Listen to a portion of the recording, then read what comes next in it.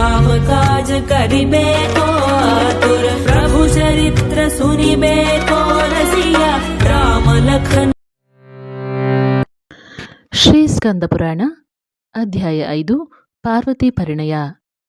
ಶಿವನು ಕೈಲಾಸವನ್ನು ಪ್ರವೇಶಿಸುತ್ತಿದ್ದಂತೆಯೇ ಸಪ್ತರ್ಷಿಗಳನ್ನು ಸ್ಮರಿಸಿಕೊಂಡನು. ಸಪ್ತರ್ಷಿಗಳಿಗೆ ಇದಕ್ಕಿಂತ ಹೆಚ್ಚಿನ ಅನುಗ್ರಹ ಬೇರುಂಟೆ? ಅವರು ಶಿವನು ತಮ್ಮನ್ನು ಸ್ಮರಿಸುತ್ತಿದ್ದಂತೆಯೇ ಕೈಲಾಸಕ್ಕೆ ಬಂದರು. ತಾವು ಶಿವನಿಗಾಗಿ ಏನು ಮಾಡಬೇಕೆಂಬುದು ತಿಳಿಯದೆ ಭಯಭಕ್ತಿಯಿಂದ ದೇವಾಧಿದೇವ ಮಹಾದೇವನನ್ನು ಸ್ತುತಿಸತೊಡಗಿದರು. ದೇವ, ತ್ರಿಕಾಲಗಳಲ್ಲಿಯೂ ಸರ್ವಭೂತಗಳಿಗೆ ನೀನು ಶ್ರೇಷ್ಠನಾಗಿರುವೆ. ಮಹಾತ್ಮರಾದವರಿಗೆ ಮಾತ್ರ ನಿನ್ನ ಅನುಗ್ರಹವು ಲಭ್ಯವು. ಈ ದಿನ ನೀನೇ ನಮ್ಮೆಲ್ಲರನ್ನು ಸ್ಮರಿಸಿದುದರಿಂದ ನಾವು ಇಲ್ಲಿಯವರೆಗೆ ನಡೆಯಿಸಿದ ತಪಸ್ಸು ಸಫಲವಾಯಿತು ಎಂದು ಸಪ್ತರ್ಷಿಗಳು ಸ್ತುತಿಸುತ್ತಾ ಬರುತ್ತಿರಲು ನಂದೀಶನು ಮಹಾದೇವನ ಅನುಜ್ಞೆಯಂತೆ ಆ ಋಷಿಗಳನ್ನು ಶಿವನ ಸನ್ನಿಧಿಗೆ ಕರೆತಂದನು. ಭಗವಂತನ ದಿವ್ಯ ಲಾವಣ್ಯವನ್ನು ಸಮೀಪವರ್ತಿಗಳಾಗಿ ಕಂಡ ಸಪ್ತಋಷಿಗಳು ಅತ್ಯಂತ ಆನಂದದಿಂದ ರೋಮಾಂಚನಗೊಂಡು ಶಿವನ ದಿವ್ಯ ಚರಣಗಳಿಗೆ ನಮಸ್ಕರಿಸಿದರು. ಶಿವನು ಅವರನ್ನು ಮಧುರ ವಚನಗಳಿಂದ ಮನ್ನಿಸಿ ಅವರವರ ಯೋಗ್ಯತಾನುಸಾರ ಆಸನಗಳಲ್ಲಿ ಮಂಡಿಸಲು ಹೇಳಿದನು. ಆಗ ವಸಿಷ್ಠರು ಮೇಲೆದ್ದು ಕೈಮುಗಿದು, ಸ್ವಾಮಿ, ನೀನು ನಮ್ಮನ್ನು ಸ್ಮರಿಸಿ ಕರೆಯಿಸಿದೆ ಎಂದ ಮೇಲೆ ನಮ್ಮ ಪುಣ್ಯಕ್ಕೆ ಎಣೆಯಿಲ್ಲ. ಈ ಕಿಂಕರರಾದ ನಮಗೆ ಏನು ಮಾಡಬೇಕೆಂಬ ಬಗ್ಗೆ ಅಪ್ಪಣೆ ಕೊಡೋಣವಾಗಲಿ. ಛೇ, ನಿನಗಾಗಿ ನಮ್ಮಂಥವರು ಏನು ಮಾಡಬಲ್ಲವರಾಗಿದ್ದೇವೆ? ಹೀಗೆ ಕೇಳುವುದು ಉದ್ದಟತನವೇ ಸರಿ. ದಯಾನಿಧಿಯೇ, ದಯವಿಟ್ಟು ಕ್ಷಮಿಸಿ ನಮ್ಮನ್ನು ಈ ಸಂಸಾರ ಶರಧೆಯಿಂದ ಉದ್ಧರಿಸಿ ರಕ್ಷಿಸಬೇಕು ಎಂದು ಸಪ್ತರ್ಷಿಗಳ ಪರವಾಗಿ ಕೇಳಿಕೊಂಡನು. ಆಗ ಮಹೇಶ್ವರನು ಮಂದಹಾಸವನ್ನು ಬೀರುತ್ತಾ, ಎಲೋ ಮಹರ್ಷಿಗಳೇ, ಅಷ್ಟಮೂರ್ತಿಗಳ ರೂಪದಿಂದ ಜಗತ್ತನ್ನು ಅನುಗ್ರಹಿಸಬಲ್ಲ ನನ್ನನ್ನು ಹರಿಯಜಾದಿ ದೇವತೆಗಳು ಪ್ರಾರ್ಥಿಸಿದಂತೆ ಲೋಕಕಂಟಕರಾದ ರಾಕ್ಷಸರನ್ನು ನಾಶ ಮಾಡುವ ಸೇನಾನಿಯೊಬ್ಬನನ್ನು ಸೃಷ್ಟಿಸಲು ಒಪ್ಪಿಕೊಂಡಿದ್ದೇನೆ. ಅದಕ್ಕಾಗಿ ಇಚ್ಛಾ, ಜ್ಞಾನ, ಕ್ರಿಯೆ ಈ ಶಕ್ತಿತ್ರಯ ಸ್ವರೂಪಳಾದ ಉಮೆಯನ್ನು ಮದುವೆಯಾಗಲು ಇಚ್ಛಿಸುತ್ತೇನೆ. ಸಪತ್ನೀಕರಾದ ನೀವೆಲ್ಲರೂ ಕನ್ಯಾರ್ಥಿಗಳಾಗಿ ಹಿಮವಂತನ ಬಳಿಗೆ ಹೋಗಬೇಕು.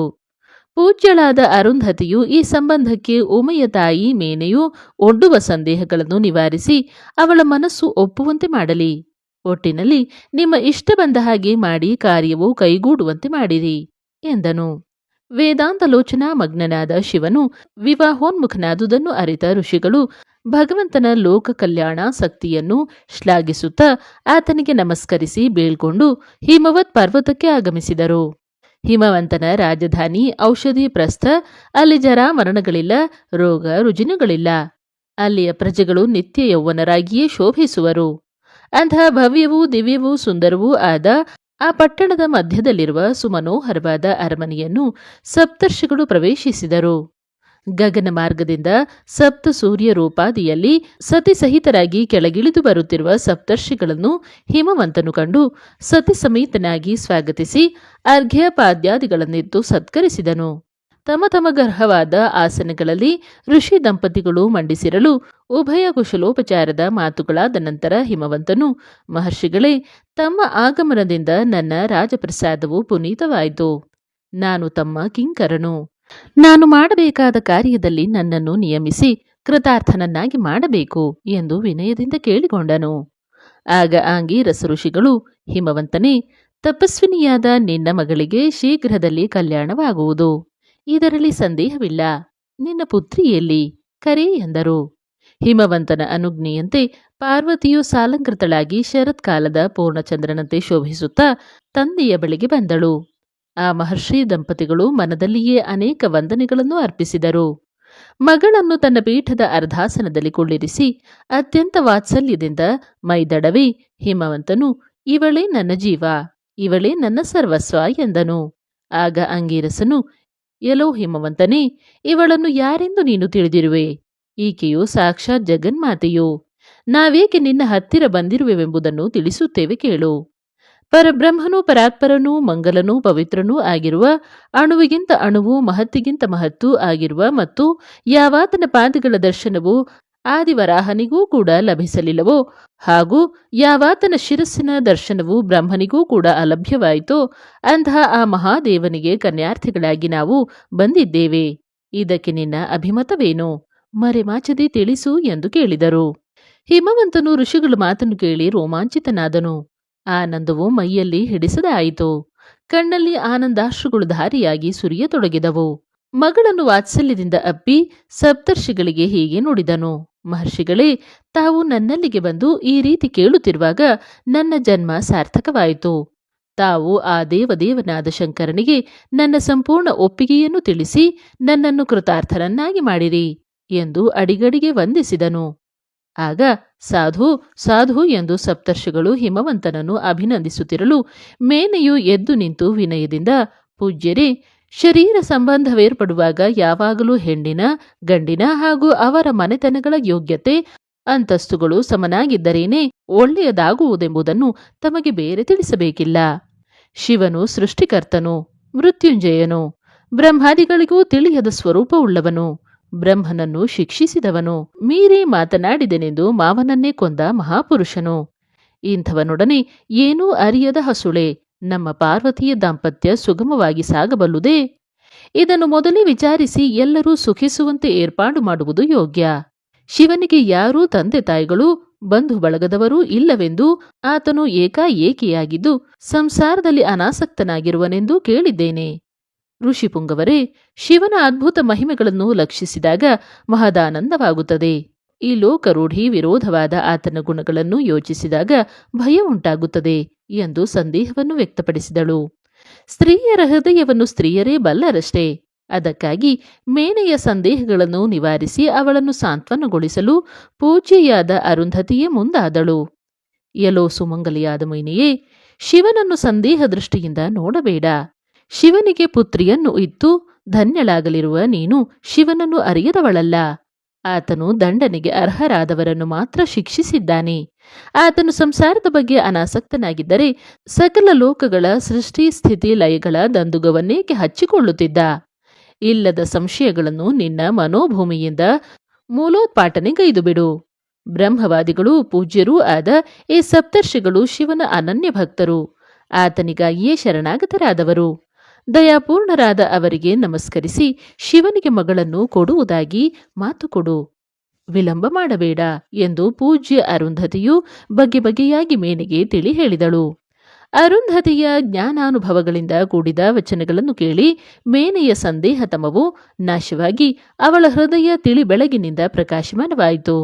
ಆಮೇಲೆ ಮೇನೆಯು ವಿನಯದಿಂದ ಸಪ್ತರ್ಷಿಗಳಿಗೆ ತಲೆಬಾಗಿ, ಮುನಿಶ್ರೇಷ್ಠರೇ, ಪೂಜ್ಯ ಅರುಂಧತಿ ದೇವಿಯವರ ಮಾತುಗಳಿಂದ ನನ್ನ ಸಂಶಯಗಳೆಲ್ಲ ನಿವಾರಣೆಯಾದವು. ನಾನು ಅರಿಯದೆ ಇಲ್ಲದ ಸಂಶಯಗಳನ್ನು ಎತ್ತಿದುದಕ್ಕೆ ನನ್ನನ್ನು ಕ್ಷಮಿಸಿ. ಹೆಚ್ಚೇನು, ಪಾರ್ವತಿಯು ಶಿವನ ಪಾಣಿಗ್ರಹವನ್ನು ಮಾಡಬೇಕಾದರೆ ಹೇಗೆ ನಡೆದುಕೊಳ್ಳಬೇಕೋ ಹಾಗೇ ನಡೆಯಲು ನಮಗೆ ಸೂಚಿಸಿ ನಮ್ಮನ್ನು ಕೃತಾರ್ಥರನ್ನಾಗಿ ಮಾಡಿರಿ ಎಂದು ಹೇಳಿ ನಮಸ್ಕರಿಸಿದಳು. ಈ ಬಗೆಯಾಗಿ ಪಾರ್ವತಿಯ ಪರಿಣಯವು ಶಿವನೊಡನೆ ಜರುಗುವಂತೆ ಮಾಡಬೇಕೆಂದು ಕೈ ಮುಗಿದು ಬೇಡುತ್ತಿರುವ ಹಿಮವಂತನನ್ನು ಮೇನೆಯನ್ನು ಪ್ರಶಂಸಿಸುತ್ತಾ ಸಪ್ತರ್ಷಿಗಳು, ಎಲೈ ಪರ್ವತೇಶ್ವರನಾದ ಹಿಮವಂತನೇ, ಇನ್ನೂ ವಿಳಂಬವೇಕೆ? ಪಾರ್ವತಿಯು ಕೈಯಲ್ಲಿ ಫಲವನ್ನು ತೆಗೆದುಕೊಳ್ಳಲಿ. ನೀನು ಆಕೆಯನ್ನು ನಿನ್ನ ತೊಡೆಯ ಮೇಲೆ ಕುಳ್ಳಿರಿಸಿಕೋ ಎಂದರು. ಹಿಮವಂತನು ವಾತ್ಸಲ್ಯದಿಂದ ಮಗಳನ್ನು ತನ್ನ ತೊಡೆಯ ಮೇಲೆ ಕೂರಿಸಿಕೊಂಡನು. ಪೂಜ್ಯ ಅರುಂಧತಿಯು ಇತರ ಋಷಿ ಪತ್ನಿಯರಿಂದ ಕೂಡಿಕೊಂಡು ಉಮೆಯ ಕೈಗೆ ಪೂರ್ಣ ಫಲವನ್ನಿತ್ತು, ಪಾರ್ವತಿಯು ಜಗನ್ಮಂಗಳೆಯೂ ಜಗನ್ಮಾತೆಯೂ ಆಗಲಿ, ಪರಮೇಶ್ವರನ ಅಂಕಲಕ್ಷ್ಮಿ ಆಗಿ ಸುಖಿಸಲಿ, ಇವಳನ್ನು ಮದುವೆಯಾಗಿ ಶಿವನು ಸದ್ಗೃಹಸ್ಥನೆನಿಸಲಿ, ಅದ್ಭುತ ಸಾಮರ್ಥ್ಯವುಳ್ಳ ಇವರೀರ್ವರಿಂದ ಜಗತ್ತು ಸೃಷ್ಟಿಯಾಗಿ ರಕ್ಷಣೆಯನ್ನು ಪಡೆಯಲಿ ಎಂದು ಉಮೆಗೆ ಆಶೀರ್ವದಿಸಿದಳು. ಅನಂತರ ಹಿಮವಂತನು ಅವರೆಲ್ಲರಿಗೆ ಕೈಮುಗಿದು, ಎಲೈ ಮುನಿಶ್ರೇಷ್ಠರೇ, ಶಿವನಿಗೂ ನಮ್ಮ ಪಾರ್ವತಿಗೂ ದಾಂಪತ್ಯಾನುಕೂಲ ಪ್ರಶಸ್ತವಾಗಿದೆಯೇ?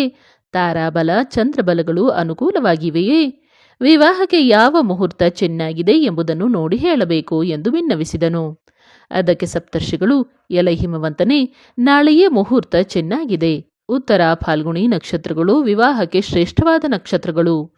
ಸಪ್ತಮ ಶುದ್ಧಿಯೂ ಸೇರಿ ನಾಳೆ ಸಕಲ ವಿಧಗಳಲ್ಲೂ ಮುಹೂರ್ತ ಸಮರ್ಪಕವಾಗಿದೆ. ವಧೂವರರಿಗೆ ದಾಂಪತ್ಯಾನುಕೂಲವು ಅಭೂತಪೂರ್ವವಾಗಿದೆ. ಅತಿಥಿಗಳಿಗೆ ಯಾವ ಕೊರತೆಯಾಗದಂತೆ ಎಲ್ಲವನ್ನೂ ನಾಳೆಯೊಳಗಾಗಿಯೇ ಸಿದ್ಧಪಡಿಸು. ನಿನಗೆ ಮಂಗಳವಾಗಲಿ ಎಂದು ಆಶೀರ್ವದಿಸಿ ನಡೆದ ವಿಷಯವನ್ನು ತಿಳಿಯಪಡಿಸಲು ಪರಮಾತ್ಮನೆಡೆಗೆ ಕೈಲಾಸಕ್ಕೆ ಶೀಘ್ರವಾಗಿ ತೆರಳಿದರು. ಯಾವ ಪೂರ್ವ ಸಿದ್ಧತೆಯಿಲ್ಲದೆ ಇದ್ದ ಹಿಮವಂತನು ವಿವಾಹ ಮುಹೂರ್ತವು ನಾಳೆಯೇ ಎಂಬುದನ್ನರಿತು ಕ್ಷಣಕಾಲ ಕಿಂಕರ್ತವ್ಯ ಮೂಢನಾದನು. ಸಕಲವೂ ಆ ಪರಮಾತ್ಮನ ಅತ್ಯದ್ಭುತವಾದ ಮಹಿಮೆಯಿಂದಲೇ ಜರುಗುವುದೆಂಬುದನ್ನು ಮರೆತನು.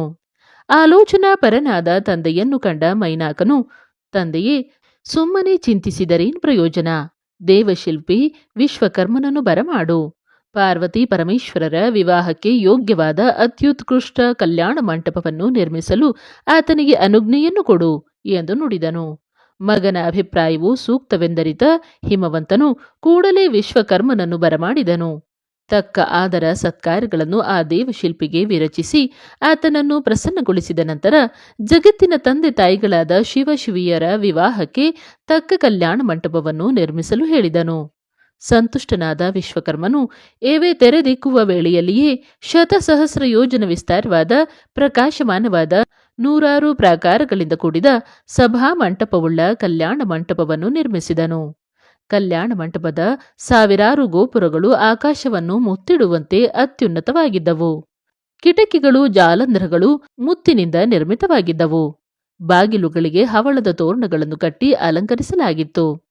ಶುಭ್ರ ಸ್ಫಟಿಕ ಶಿಲೆಗಳಿಂದ ವೇದಿಕೆಯನ್ನು ನಿರ್ಮಿಸಲಾಗಿತ್ತಲ್ಲದೆ ಆ ವೇದಿಕೆಗೆ ವಜ್ರವನ್ನು ಕೆತ್ತಿ ಪಾವಟಿಕೆಗಳನ್ನು ನಿರ್ಮಿಸಲಾಗಿತ್ತು. ಈ ರೀತಿ ಮಗಳ ಮದುವೆಗೆ ನಿರ್ಮಿತವಾದ ಭವ್ಯವೂ ಸುಂದರವೂ ಆದ ಕಲ್ಯಾಣ ಮಂಟಪವನ್ನು ಕಂಡು ಸಂತಸಗೊಂಡು ಹಿಮವಂತನು ವಿಶ್ವಕರ್ಮನನ್ನು ವಿಶೇಷವಾಗಿ ಗೌರವಿಸಿ ಮರುದಿನ ಜರುಗಲಿರುವ ವಿವಾಹಕ್ಕೆ ಆಹ್ವಾನಿಸಿ ಬೀಳ್ಕೊಟ್ಟನು. ಬಳಿಕ ನಾಳೆಗೆ ಉತ್ತರಾಯಣದ ಬ್ರಾಹ್ಮಿ ಮುಹೂರ್ತದಲ್ಲಿ ಮಗಳನ್ನು ಮದುವೆ ಮಾಡಿಕೊಡುವೆನೆಂದು ಶಿವನನ್ನು ಆಹ್ವಾನಿಸಲು ಕೈಲಾಸ ಶಿಖರದ ರತ್ನಮಯ ಪ್ರಾಕಾರಗಳಿಂದ ಮನೋಹರವಾದ ಭೋಗಪುರವನ್ನು ಸೇರಿದನು. ಮೊದಲನೆಯ ಪ್ರಾಕಾರದಲ್ಲಿಯೇ ಇದ್ದ ನಂದೀಶನಿಗೆ ನಮಸ್ಕರಿಸಿ, ಓ ಪ್ರಭು, ಶಿವನಿಗೆ ಬ್ರಾಹ್ಮಣೋಚಿತವಾದ ಪದ್ಧತಿಯಲ್ಲಿ ಮಗಳನ್ನು ಕೊಟ್ಟು ಮದುವೆಯನ್ನು ಮಾಡಲಿಚ್ಛಿಸಿದ್ದೇನೆ. ಅದೇ ವಿಚಾರದಲ್ಲಿ ಆ ಮಹಾದೇವನನ್ನು ಕಾಣಲು ಬಂದಿರುವೆನು ಎಂದು ನುಡಿಯಲು ನಂದಿಯು ಶಿವನ ಆದೇಶದಂತೆ ಹಿಮವಂತನನ್ನು ಶಿವನೆಡೆಗೆ ಕರೆತಂದನು. ಅಲ್ಲಿ ಶಿವನು ಸನಕಾದಿ ಮಹಾಮುನಿಗಳೊಂದಿಗೆ ಲೋಕ ಕಲ್ಯಾಣದ ಬಗ್ಗೆ ಸಂಭಾಷಿಸುತ್ತಾ ಶ್ರೇಷ್ಠವಾದ ಆಸನದಲ್ಲಿ ಮಂಡಿಸಿದ್ದನು. ಹಿಮವಂತನು ಶಿವನಿಗೆ ನಮಸ್ಕರಿಸಿ, ಪ್ರಭುವೇ, ಭಕ್ತರು ಬೇಡಿದುದಕ್ಕಿಂತ ಹೆಚ್ಚಾಗಿಯೇ ಕೊಡುವ ಲೋಕಪೂಜ್ಯ ಪ್ರಭುವು ನೀನು. ನಿನ್ನಡಿಗಳಿಗೆ ಶರಣಾಗತನಾಗಿರುವೆನು. ನನ್ನ ಇಷ್ಟಾರ್ಥವನ್ನು ನೆರವೇರಿಸಬೇಕು ಎಂದನು. ಆಗ ಶಿವನು ಪ್ರಸನ್ನನಾಗಿ, ಎಲೋ ಹಿಮವಂತನೇ, ನಿನಗೆ ನಾನು ಪ್ರಸನ್ನನಾಗಿರುವೆ. ನಿನ್ನ ಬೇಡಿಕೆ ಏನಿದ್ದರೂ ಅದನ್ನು ನಾನು ಪೂರ್ಣಗೊಳಿಸುವೆ ಎಂದನು. ಅದಕ್ಕೆ ಹಿಮವಂತನು, ದೇವ, ನಾನು ನನ್ನ ಮಗಳನ್ನು ನಿನಗೆ ಮದುವೆ ಮಾಡಿಕೊಡಲು ಇಚ್ಛಿಸುತ್ತೇನೆ. ನಾಳೆ ಸೂರ್ಯೋದಯಕ್ಕೆ ಷಡ್ಗಣಗಳಿಂದಲೂ ಅಜ ಹರಿ ಇಂದ್ರಾದಿ ದೇವತೆಗಳಿಂದಲೂ ಋಷಿಗಳಿಂದಲೂ ಕೂಡಿಕೊಂಡು ನಮ್ಮ ಹಿಮಗಿರಿಗೆ ಬಂದು ನನ್ನ ಇಚ್ಛೆಯನ್ನು ಈಡೇರಿಸಿಕೊಡಬೇಕು ಎಂದು ಬೇಡಿಕೊಂಡನು. ಅದಕ್ಕೆ ಶಿವನು ತಥಾಸ್ತು ಎಂದು ಹೇಳಿ ಸಂತಸದಿಂದ ಹಿಮವಂತನನ್ನು ಗೌರವಿಸಿ ಬೀಳ್ಕೊಟ್ಟನು. ಹಿಮವಂತನು ಮರುದಿನ ಧಾರೆಗೆ ಸರಿಯಾಗಿ ಸಿದ್ಧಳಾಗುವಂತೆ ಪಾರ್ವತಿಯನ್ನು ಸಿಂಗರಿಸಲು ಸುಮಂಗಲಿಯರಿಗೆ ಅಪ್ಪಣೆ ಮಾಡಿದನು. ತೂರ್ಯಸ್ವನಗಳು ಮೊಳಗುತ್ತಿದ್ದವು. ಸುಮಂಗಲಿಯರು ಪಾರ್ವತಿಯನ್ನು ಹಸೆಮಣಿಯ ಮೇಲೆ ಪೂರ್ವಾಭಿಮುಖವಾಗಿ ಕೂರಿಸಿ ಇನಿದನಿಯಿಂದ ಹಾಡು ಹೇಳುತ್ತಾ ಅಭ್ಯಂಗ ಶಾಸ್ತ್ರವನ್ನು ನೆರವೇರಿಸಿದರು. ಬಳಿಕ ಹೀತೋಷ್ಣವಾರಿಯಿಂದ ಮಂಗಲ ಸ್ನಾನವನ್ನು ಮಾಡಿಸಿದರು. ನಾನಾ ವಿಧ ಚೂರ್ಣಗಳನ್ನು ದೇಹಕ್ಕೆ ಲೇಪಿಸಿದರು. ಸಮಯಕ್ಕೆ ಸರಿಯಾಗಿ ವೃದ್ಧ ಬ್ರಾಹ್ಮಣರು ದೇವಿ ಸೂಕ್ತವನ್ನು ಪಠಿಸುತ್ತಿರಲು ಮುನಿಪತ್ನಿಯರು, ದಿತಿ ಅದಿತಿಯರು, ಸ್ವಾಹ ಸ್ವಧಾ ದೇವಿಯರು, ಅನಸೂಯ, ಗಾರ್ಗಿ, ಅರುಂಧತಿ ಮೊದಲಾದ ಎಲ್ಲ ಮಹಾಪತಿವ್ರತೆಯರು ಸುವರ್ಣ ಕಲಶಗಳಲ್ಲಿ ಚತುಸ್ಸಮುದ್ರಗಳ ನೀರನ್ನು ತುಂಬಿ ತುಂಬಿ ಪಾರ್ವತಿಗೆ ಅಭಿಷೇಕ ಮಾಡಿದರು. ನಂತರ ಪನ್ನೀರು ಸ್ನಾನವನ್ನು ಮಾಡಿಸಿ ಶುಭ್ರವಾದ ಪಟ್ಟೆ ಸೀರೆಯನ್ನು ಉಡಿಸಿ ಮಂಗಲ ವಸ್ತುಗಳಿಂದಲೂ ದಿವ್ಯಾಭರಣಗಳಿಂದಲೂ ಅವಳನ್ನು ಅಡಿಯಿಂದ ಮುಡಿಯವರೆಗೆ ಮುದ್ದಾಗಿ ಅಲಂಕರಿಸಿದರು. ದೇವಿಯಾದ ಪಾರ್ವತಿಯ ಕೋಮಲವಾದ ಅಂಗಗಳನ್ನು ಸೇರಿ ಭೂಷಣಗಳೇ ಅಲಂಕಾರ ಹೊಂದಿದವೆನ್ನಬೇಕು. ನಿರಾಭರಣ ಸುಂದರಿಯಾದ ಪಾರ್ವತಿಯೊಬ್ಬಳೇ ಶಿವನಿಗೆ ಗೃಹಿಣಿಯಾಗಲು ತಕ್ಕವಳೆಂದು ಹೊಗಳುವಂತಾಯಿತು. ಇತ್ತ ಹಿಮವಂತನು ಹೊರಟು ಹೋದೊಡನೆ ಶಿವನು ತನಗೆ ಆದೇಶವಿತ್ತಂತೆ ನಂದೀಶನು ಕ್ಷಣಕಾಲ ಏಕಾಗ್ರ ಚಿತ್ತದಿಂದ ಗಣದೇವತೆಗಳನ್ನು, ದೇವತೆಗಳನ್ನು, ದಿಕ್ಪತಿಗಳನ್ನು, ಪ್ರಜಾಪತಿಗಳನ್ನು, ಏಕಾದಶ ರುದ್ರರನ್ನು, ದ್ವಾದಶಾದಿತ್ಯರನ್ನು, ಅಷ್ಟವಸುಗಳನ್ನು, ವಿಶ್ವದೇವತೆಗಳನ್ನು, ಪಿತೃದೇವತೆಗಳನ್ನು, ನಾರಾಯಣನನ್ನು, ಆತನ ದಶಾವತಾರಗಳನ್ನು, ಚತುರ್ಮುಖ ಬ್ರಹ್ಮನನ್ನು, ರಾಕ್ಷಸರನ್ನು, ನಾಗರನ್ನು, ಕಲಾ ಮುಹೂರ್ತ, ಕಾಷ್ಟ, ದಿವಸ, ತಿಥಿ, ಪಕ್ಷ, ಮಾಸ, ಋತು, ಸಂವತ್ಸರ ಮುಂತಾದ ಕಾಲ ಪ್ರಕಾರವನ್ನು, ಗಂಗಾದಿ ಮಹಾನದಿಗಳನ್ನು, ಕಂಡು ಕೇಳಿದ ಯಾವ ಯಾವ ವಸ್ತುಗಳುಂಟೋ ಅವೆಲ್ಲವನ್ನೂ ಸ್ಮರಿಸಿದನು. ಸಕಾಲಕ್ಕೆ ಮಂಗಳವಾದ್ಯಗಳು ಭೋರಿಡುತ್ತಿರಲು ದೇವತೆಗಳು ಒಬ್ಬೊಬ್ಬರಾಗಿ ಜೊತೆಯಾಗಿ ಬರತೊಡಗಿದರು. ಗರುಡ ವಾಹನನಾಗಿ ಮಹಾಲಕ್ಷ್ಮಿಯೊಡನೆ ಶ್ರೀಮನ್ನಾರಾಯಣನು ಆಗಮಿಸಿದನು. ಅದರಂತೆ ಹಂಸವಾಹನರಾಗಿ ಬ್ರಹ್ಮ ಸರಸ್ವತಿಯರು ಐರಾವತವನ್ನೇರಿ ಇಂದ್ರ ಶಚೀದೇವಿಯರೂ ಬಂದರು. ದ್ವಾದಶಾದಿತ್ಯರು, ಅಶ್ವಿನಿ ಕುಮಾರರು, ವಿಶ್ವೇದೇವರು, ಸಾಧು ಮುನಿಗಳು, ಅಷ್ಟದಿಕ್ಪಾಲಕರು ಶಿವನ ಬಳಿಗೆ ಬಂದರು. ಚರ ಸ್ಥಿರ ಲೋಕದ ಆತ್ಮಗಳು, ಅಂತರಾತ್ಮಗಳು, ಪರಮಾತ್ಮರುಗಳು ಕೈಲಾಸದಲ್ಲಿ ನೆರೆದರು. 66 ಶತಕೋಟಿ ರಾಕ್ಷಸರು, ನಾಗರು, ರುದ್ರಾಣಿಯೊಡನೆ ಕಾಲಾಗ್ನಿ, ಕುಬೇರಾದಿಗಳು ಬಂದರು. ಅಲ್ಲದೆ ದಿತಿ, ಅದಿತಿ, ವಿಶ್ವ, ಧನು, ಕದ್ರು, ಕಾಳಿಕ, ಪುಲೋಮ, ಸರಮ, ಸಿಂಹಿಕ, ವಿನುತ ಮೊದಲಾದವರು, ಸಿದ್ಧಿ, ಮಾಯೆ, ಕ್ರಿಯೆಗಳು, ದುರ್ಗಾದೇವಿ, ಸ್ವಾಹಾದೇವಿ, ಸ್ವಧಾದೇವಿ, ಸಾವಿತ್ರಿ, ವೇದಮಾತೆ, ರಜನಿ, ದಕ್ಷಿಣ, ದ್ಯುತಿಯರು, ರತಿ, ಬುದ್ಧಿ, ಮತಿ, ಮೇಧ, ಪುಷ್ಟಿ, ತುಷ್ಟಿ, ಸರಸ್ವತಿ, ಪೂರ್ಣಿಮಾ, ಅಮಾವಾಸ್ಯ, ಅನುಮತಿಯರು, ಧರಣಿ, ವೇಲ, ಬಾಲೆ, ನಾರಾಯಣಿಯರು, ಇನ್ನೂ ಅನೇಕ ದೇವ ಮಾತೃಕೆಯರು, ದೇವಪತ್ನಿಯರು, ಮದುವೆಗೋಸುಗ ಶಿವನ ಸನ್ನಿಧಿಗೆ ಕೈಲಾಸಕ್ಕೆ ಬಂದರು. ನದಿಗಳು ಸುಂದರಿಯರಾದ ವನಿತೆಯರಾಗಿ ಜಗತ್ತಿನ ಮಾತಾ ಪಿತರನ್ನು ಸೇವಿಸಲು ಬಂದರು.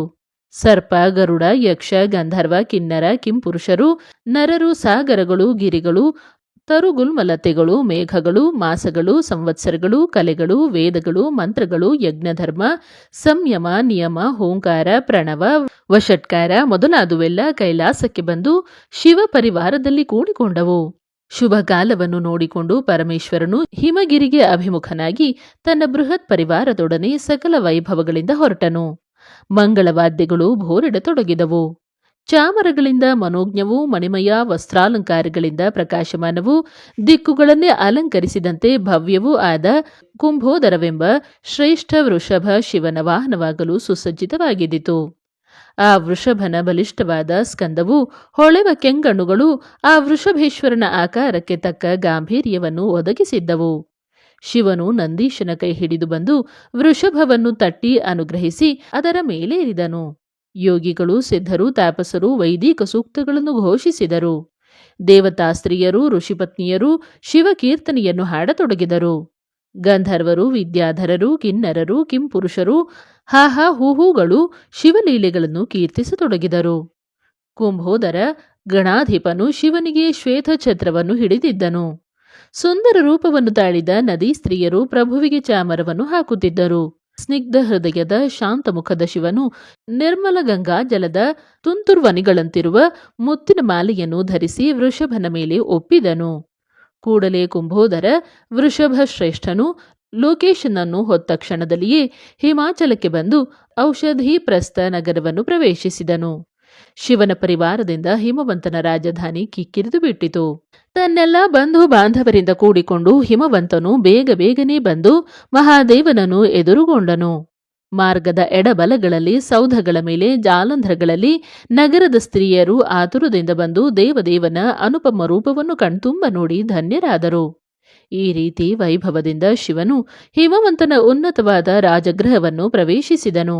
ನಂತರ ಆ ಮಹಾವೃಷಭದಿಂದ ಬ್ರಹ್ಮನು ಕೈಯಾಸರೆ ಕೊಡುತ್ತಿರಲು ಶಿವನು ಕೆಳಗಿಳಿದು ಪ್ರಾಕಾರಗಳನ್ನು ದಾಟುತ್ತಾ ನಿರ್ದಿಷ್ಟ ಸ್ಥಳಕ್ಕೆ ನಡೆದನು. ನಂದಿಯು ಸ್ವರ್ಣವೇತ್ರಗಳನ್ನು ಹಿಡಿದು ಗದ್ದಲವನ್ನು ನಿವಾರಿಸುತ್ತಾ ಮಾರ್ಗದರ್ಶನ ಮಾಡುತ್ತಾ ಮುಂದೆ ನಡೆದಿದ್ದನು. ಬಾಗಿಲಲ್ಲಿ ಪರ್ವತೇಶ್ವರನ ಪತ್ನಿ ಮೇನೆಯು ಕ್ಷೀರದಿಂದ ಶಿವನ ಪವಿತ್ರ ಪಾದಗಳನ್ನು ತೊಳೆದಳು. ಅಷ್ಟಮಂಗಳ ವಸ್ತುಗಳನ್ನು ಹಿಡಿದು ಸುಮಂಗಲಿಯರೊಡನೆ ವಿಶ್ವಕರ್ಮ ನಿರ್ಮಿತ ಲೋಕೋತ್ತರ ಕಲ್ಯಾಣ ಮಂಟಪವಿರುವ ಅಂತರ್ಗೃಹಕ್ಕೆ ಕರೆತಂದಳು. ಅಲ್ಲಿ ಕೋಟಿ ಸೂರ್ಯ ಪ್ರಕಾಶದಿಂದ ಹೊಳೆಯುತ್ತಿರುವ ರತ್ನ ಖಚಿತ ಸಿಂಹಾಸನದ ಮೇಲೆ ಶಿವನು ಆಸೀನನಾದನು. ಕಾಲಾಗ್ನಿರುದ್ರನು ತನ್ನ ರುದ್ರ ಗಣಗಳೊಡನೆಯೂ ಕುಬೇರನು ತನ್ನ ಅನುಯಾಯಿಗಳೊಡನೆಯೂ ಶಿವನನ್ನು ಓಲಗಿಸಿದರು. ವಿವಾಹಕ್ಕಾಗಮಿಸಿದ ಸಕಲರು ತಮ್ಮ ತಮ್ಮ ಉಚಿತವಾದ ಆಸನಗಳಲ್ಲಿ ಮಂಡಿಸಿದರು. ನಂತರ ಸಾಲಂಕೃತಳಾದ ಉಮೆಯನ್ನು ಶಂಖ, ಶೃಂಗ, ಭೇರಿ, ಮುರವ, ಡಿಂಡಿಮಗಳು ಮಂಗಲ ಸ್ವರವನ್ನು ಹೊರಡಿಸುತ್ತಿರಲು ಶಿವನ ಬಳಿಗೆ ಮೆಲ್ಲನೆ ಕರೆತಂದರು. ಚಂದ್ರನು ರೋಹಿಣಿಯೊಡನೆ ಮೇರುಗಿರಿಯ ಶಿಖರ ಶ್ರೇಣಿಗಳಲ್ಲಿ ಬೆಳಗುವಂತೆ ಉಮಾಸಹಿತನಾದ ಮಹೇಶ್ವರನು ಆ ದಿವ್ಯ ಸಿಂಹಾಸನದ ಮೇಲೆ ಶೋಭಿಸಿದನು. ಹಿಮವಂತ ಮೇನೆಯರು ಶಿವನ ಪ್ರಾದ ಪ್ರಕ್ಷಾಲನೆಯನ್ನು ಮಾಡಿ ತಮ್ಮ ತಮ್ಮ ಶಿರಸ್ಸುಗಳ ಮೇಲೆ ಭಕ್ತಿಯಿಂದ ಪ್ರೋಕ್ಷಿಸಿಕೊಂಡರು. ನಂತರ ಶಿವನಿಗೆ ಮಧುಪರ್ಕವನ್ನರ್ಪಿಸಿದರು. ಈಶ್ವರನು ತನ್ನ ವಧುವಿಗಾಗಿ ತಂದಿದ್ದ ವಸ್ತ್ರಾಭರಣಗಳನ್ನು ಪಾರ್ವತಿಗೆ ಅಲಂಕರಿಸಲಾಗಿದ್ದಿತು. ಮಹಾದೇವನು ಬೀಗರು ಕೊಟ್ಟ ವಸ್ತ್ರಾಭರಣಗಳನ್ನು ಸ್ವೀಕರಿಸಿದನು. ನಂತರ ಹಿಮವಂತನು ಸಾಲಂಕೃತ ಕನ್ಯೆಯಾದ ತನ್ನ ಮಗಳನ್ನು ಪರಿಗ್ರಹಿಸಬೇಕೆಂದು ಕೇಳಿಕೊಂಡನು. ಶಿವನು ಒಪ್ಪಲು ಶಿವನಿಂದ ಪಾರ್ವತಿಯ ಪಾಣಿಗ್ರಹಣ ಮಾಡಿಸಿ ಸಪತ್ನೀಕನಾದ ಹಿಮವಂತನು ಶಿವನಿಗೆ ಮಂತ್ರಪುರಸ್ಸರವಾಗಿ ಮಗಳನ್ನು ಧಾರೆ ಎರೆದುಕೊಟ್ಟನು. ಇದರಿಂದ ಸ್ಥಾವರ ಜಂಗಮಮಯವಾಗಿ ಸಕಲ ಲೋಕಕ್ಕೆ ಮಂಗಲವೂ ಸಂತಸವೂ ಉಂಟಾದವು. ಲೋಕಕ್ಕೇನೆ ಅನುಕರಣೀಯವಾಗುವಂತೆ ಅಗ್ನಿ ಸಾಕ್ಷಿಯಾಗಿ ವಿವಾಹವಾಗಬೇಕೆಂದು ಶಿವನು ಅಪ್ಪಣೆಯಿತ್ತನು. ಅಗ್ನಿಯನ್ನು ಪುಟಗೊಳಿಸಿ ದರ್ವಿಯಿಂದ ಶಾಸ್ತ್ರೋಕ್ತ ಹೋಮ ಮಾಡಿ ಸಮೇತು ತುಪ್ಪ, ಚರು, ಅರಳು ಇವನ್ನು ಅಗ್ನಿಗೆ ಸಮರ್ಪಿಸಿ ದಂಪತಿಗಳ ಅನುರಾಗವು ಇತೋಪ್ಯತಿಶಯವಾಗಿ ಬೆಳೆಯಲೆಂದು ಹಾರೈಸಿದರು. ದೇವನು ದೇವಿಯ ಕೈ ಹಿಡಿದು ಸಪ್ತಪದಿಯನ್ನು ಆಚರಿಸಿದನು. ವಿಷ್ಣು ಸ್ತ್ವಾನ್ವೇತು ಎಂಬ ಮಂತ್ರಪುರಸ್ಸರವಾಗಿ ಅಗ್ನಿಗೆ ಪ್ರದಕ್ಷಿಣೆ ಮಾಡಿ ಏಕಾಸನದಲ್ಲಿ ಕುಳಿತು ಆ ಲೋಕೋತ್ತರ ದಂಪತಿಗಳು ಎಲ್ಲರಿಗೂ ದರ್ಶನವಿತ್ತರು. ನಂತರ ಶಿವನು ರತಿಯನ್ನು ಕುರಿತು, ನಿನಗೆ ನಿನ್ನ ಪತಿಯು ಪುನಃ ಲಭಿಸಲಿ, ಉಳಿದವರಿಗೆ ಆತನು ಅನಂಗನೂ ಮನೋಜನೂ ಆಗಿರಲಿ ಎಂದು ವರವಿತ್ತನು. ಆ ಬಳಿಕ ವಿವಾಹವು ಸಾಂಗವಾಗಿ ನೆರವೇರಲು ಶಂಕರನು ಪ್ರಯಾಣೋನ್ಮುಖನಾದನು. ಆಗ ಹಿಮವಂತನು ತನ್ನ ಪರಿವಾರ ಸಹಿತವಾಗಿ ದೇವನಿಗೆ ನಮಸ್ಕರಿಸಿದನು. ಆಗ ಶಿವನು ಗಿರಿರಾಜನನ್ನು ಅನುಗ್ರಹಿಸಿ ಸತಿಯೊಡನೆ ವೃಷಭವನ್ನೇರಿ ಕೈಲಾಸಕ್ಕೆ ಸಪರಿವಾರನಾಗಿ ತೆರಳಿದನು. ಶಂಕರನು ಕ್ಷಣ ಮಾತ್ರದಲ್ಲಿ ಕೈಲಾಸಗಿರಿಯ ಭೋಗಪುರಕ್ಕೆ ಆಗಮಿಸಿ ತನ್ನ ಅರಮನೆಯ ದ್ವಾರದಲ್ಲಿಯೇ ಹರಿ, ಅಜ, ಇಂದ್ರ ಮೊದಲಾದ ದೇವತೆಗಳಿಗೂ ಇನ್ನುಳಿದ ಎಲ್ಲ ಪರಿವಾರಕ್ಕೂ ಅಪ್ಪಣೆಯಿತ್ತು ವೃಷಭವನ್ನಿಳಿದು ನಂದೀಶನ ಕೈ ಹಿಡಿದು ಉಮೆ ಸಹಿತ ಅಂತರಂಗ ಗಣದೊಡನೆ ಭವನವನ್ನು ಪ್ರವೇಶಿಸಿದನು.